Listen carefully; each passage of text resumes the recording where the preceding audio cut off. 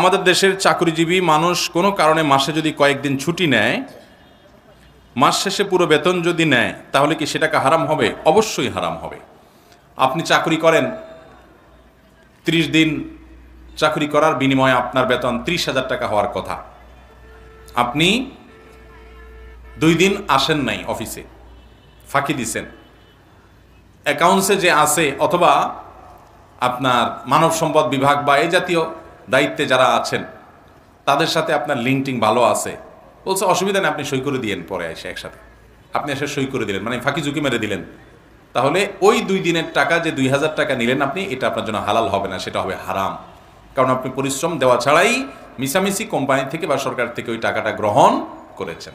হ্যাঁ, কোম্পানির কাজে আপনি বাইরে গেছেন, সই করতে পারেন, সেটা তো ভিন্ন কথা।